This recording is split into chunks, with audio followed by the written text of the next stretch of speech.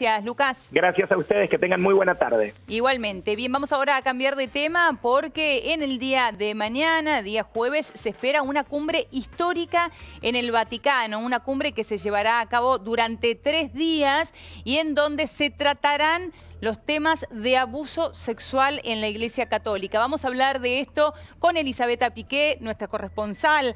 Allí está en el Vaticano. Beta, ¿cómo estás? Buenas noches para vos. ¿Qué tal? Buenas noches. ¿Nos escuchás bien? Escucho perfecto, sí. Bueno, te digo que como bien dijiste vos, que hablaste de una cumbre histórica, y te cuento que hay un clima, se vive un clima en Roma que me recuerda hace 6 años el cónclave que eligió el Papa. Hay clima de cónclave, han llegado muchísimos periodistas de todo el mundo, especialmente de Estados Unidos, país especialmente afectado por el escándalo de abusos sexuales de sacerdotes contra menores, pero de Australia también, Irlanda, muchísimos también de Chile. Hoy ha habido un encuentro justo en víspera de esta cumbre que, como bien decías, empieza mañana y dura 3 días. El Papa convocó, y es un hecho inédito, a todos los presidentes de las conferencias episcopales del mundo. Para la Argentina está el arzobispo de San Isidro, Oscar Ojea, que es el presidente de la conferencia episcopal. Y hoy, en víspera de este encuentro, que como sabemos empieza mañana, sabemos también que se van a hablar 3 temas. Cada día va a ser un tema: responsabilidad el primer día, rendición de cuentas, transparencia. Bueno, en vísperas de esto, que es algo que realmente nunca ha pasado, nunca el Vaticano quiso hablar así en forma global y mundial de un tema que fue durante años silenciado, reinó un código del silencio, fue un tema tabú. Y en víspera de esta cumbre, te decía, hoy hubo una reunión muy importante entre los organizadores de la cumbre y 12 víctimas de diversos grupos, porque han llegado también muchísimos grupos de víctimas de todo el mundo que han tenido un encuentro de 2 horas. Por supuesto, las víctimas tienen una postura muy escéptica de esto. Dice, si en 30 años de que se habla de abusos, de que estallaron los abusos, ellos dicen, se ha hablado mucho, pero no hay nada concreto todavía. Esta política de tolerancia cero de la que se habla, muchos países no la ejecutan. ¿Qué puede pasar en 3 días? Bueno, en este clima, bueno, lo que sí sabemos es que ya es un hecho en sí de que exista esta cumbre, es un paso adelante. Y te diría que en forma bastante inteligente también el Papa Francisco, recordarán, al volver del viaje de Panamá para la Jornada Mundial de la Juventud, en el avión le preguntaron y él mismo trató de desinflar la enorme expectativa que hay, diciendo, bueno, en 3 días en una cumbre no vamos a resolver el drama humano que significan los abusos. Y en ese sentido también hay que recordar, y lo dicen las estadísticas, es verdad, estamos hablando de abusos dentro de la institución de la Iglesia Católica, que es un espanto de por sí, porque ahora, uno confía Beta, a un niño.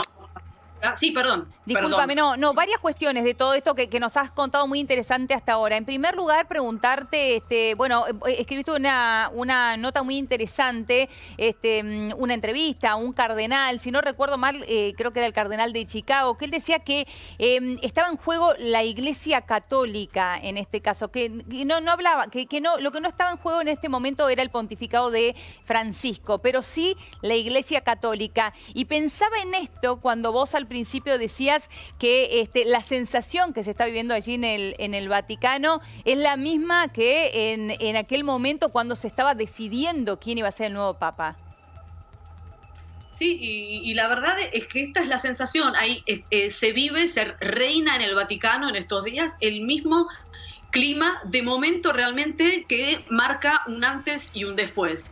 Y en esto, como decís vos, en esta entrevista que le hice al cardenal Blaise Cupich, que es el arzobispo de Chicago, y que es un peso pesado, y que Papa quiso que fuera uno de los principales organizadores de la cumbre, en esta entrevista justamente él dice, yo le pregunté, ¿está el juego el pontificado de Francisco? Muchísimos hablan que es verdad, y en este sentido, algo muy interesante es que el tema abusos se remonta a décadas atrás. Todos los casos, en realidad, y esto, bueno, es un hecho histórico, se dieron más bien en otros pontificados, y hubo encubrimiento, sobre todo en otros pontificados. El caso, por ejemplo, de este cardenal Theodore McCarrick, que el sábado pasado fue reducido al estado laical, este caso que impactó mucho en los Estados Unidos porque era una figura muy influyente, pero fue creado cardenal por Juan Pablo II y fue encubierto por todos, y todos dicen, todos sabían, pero el que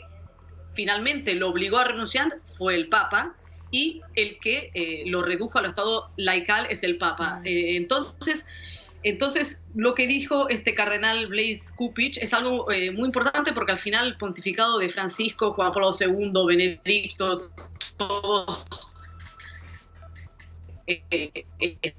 más, este Papa es el primer Papa que ha pedido perdón por los errores cometidos, y vamos a recordar el caso de Chile. El caso de Chile es muy presente, y el caso de Chile también ha disparado esta reunión cumbre. Claro. Y claro. Volviendo a la idea, y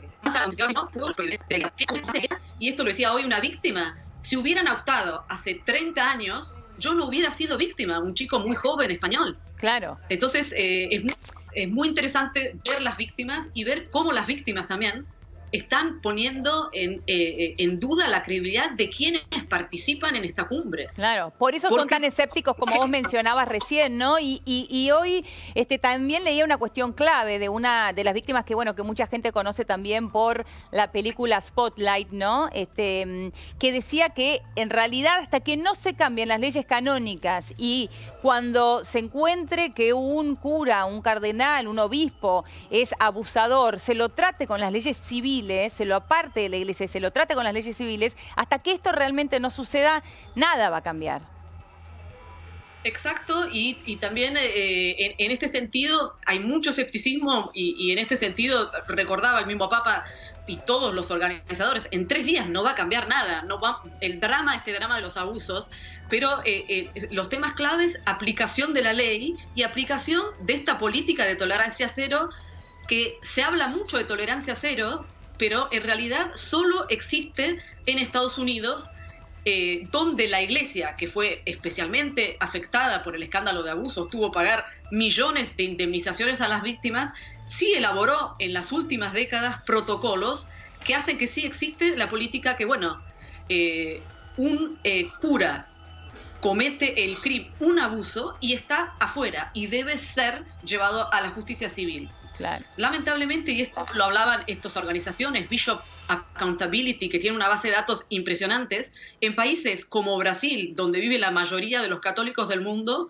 no se aplica la tolerancia cero, no hay líneas guías, que era lo que el Vaticano nos pidió en el 2010 que elaboraran las conferencias episcopales, y pasa lo mismo en Italia. Italia, un país muy ligado estrechamente, obviamente, al Vaticano, que tampoco tiene en su legislación, no están obligados los obispos a llevar a la justicia a los sacerdotes culpables. Es decir, hay mucho que no funciona, pero bueno, hay mucho escepticismo, pero también mismo las víctimas dicen, esto es algo inaudito que pase esta cumbre, y también estaban contentos que bien o mal hoy fueron escuchados, algunos decepcionados porque pensaban que iba a estar el Papa, muchos reclaman ver al Papa porque dicen el Papa tiene muchísima oposición para hacer estos cambios que son necesarios, de cambio de leyes, de implementación de leyes, porque tiene mucha oposición interna también a estos cambios, y dicen, si él no cuenta con nuestro respaldo, va a ser muy difícil que haya cambios. Es decir, es una situación muy compleja, pero lo que sí es cierto es que nunca antes pasó algo así en el Vaticano, es algo histórico esta cumbre, y bueno, hay mucha esperanza de que signifique realmente un nuevo capítulo, y por supuesto todos dicen, en 3 días no se va a arreglar nada, y lo que va a ser fundamental es darle el seguimiento a todo lo que se discuta aquí, y de aquí en más suceda. Esto no puede ser algo aislado. Claro, claro. Creo que eso que estás diciendo resulta fundamental, ¿no? El después de estos 3 días, bueno, ¿a qué conclusiones se llegan y cuál será el seguimiento y los cambios que realizará la Iglesia a partir de esto? Bueno, vamos a estar atentos, por supuesto, Beta, a esta cumbre histórica.